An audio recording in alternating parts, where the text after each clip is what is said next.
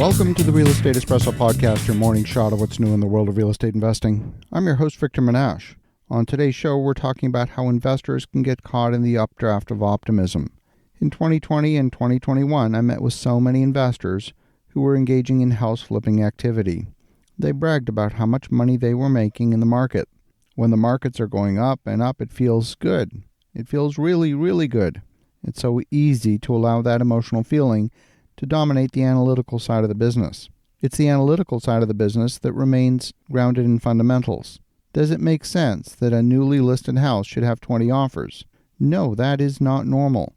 And the house flipper needs to remember that while they did create some value by improving the house, the dominant factor might have been the rising tide. The challenge is to find properties to buy at a sufficient discount to the market that you can create a safe profit margin even in softening market conditions. If you're continuing to rely on market appreciation, you're setting yourself up for failure. It's simply a matter of time before the market hands you a sizable loss. Let's imagine for a moment you bought a house for $400,000, added $150,000 of improvements to the house, and ultimately sold the house for $700,000. The $150,000 profit feels really, really good. You might feel like an absolute genius while all that's happening. How much of that profit was generated by the value creation versus the market appreciation? Sometimes it's hard to tell. Let's imagine you look backwards in time. How much was a comparable finished product in the marketplace worth 6 months before you purchased that distressed property? If the market appreciated at 20% over a year period, as it did in so many markets, then $117,000 of the $150,000 profit was generated by market appreciation. Only $33,000 was created through the addition of $150,000 of improvements. And when you look at a flip project through that lens, you can easily see how dangerous a rising market can be for those in the house flipping business. Now, I know what you're thinking. Victor, how can you say that house flipping in a rising market is dangerous? One reason is that rising markets don't rise forever. And when market conditions change, they change quickly. We've seen market conditions change in many markets in just a matter of weeks. Someone in the house flipping business simply cannot react fast enough to alter their project strategy if the market conditions change that quickly. It takes an average of 6 months to execute a flip from start to finish. If the market conditions change within that 6-month period, you might get caught having to sell at a discount. Most flips are financed using expensive bridge financing and sometimes even hard money. If your holding cost, which includes interest, taxes, and insurance, is equivalent to, say, 12%, your sale price is being eroded at a rate of 1% a month.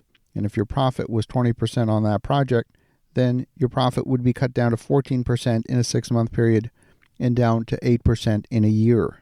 But chances are, if you're holding on that property for too long, holding out for a buyer that never materializes, then you're going to have to sell at a discount in order to get rid of the property.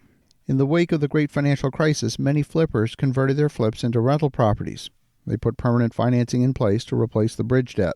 At least that would stop the bleeding, but in those times, financing was difficult to find, and the terms were not very favorable. People often have a hard time imagining market conditions that are different than the current ones. It's easy to rationalize the current conditions. Why are prices rising so much? Well, it's because there's a housing shortage. Yeah, that's it. The nation needs another 7 million homes. But if that were true, why did the conditions change? If the market was truly short of 7 million homes, how come homes are not selling quickly in today's market? The rationale for the housing boom was actually based on a false narrative. Could it be that lenders were lending against ever-increasing value at low rates? Could it be that the Federal Reserve was buying $90 billion of mortgage debt from the banks each month, enabling the banks to write a virtually unlimited number of originations? As investors, we need to maintain that perspective of what's normal and recognize abnormal conditions. The hot market conditions of 2006 and 2021 were not normal.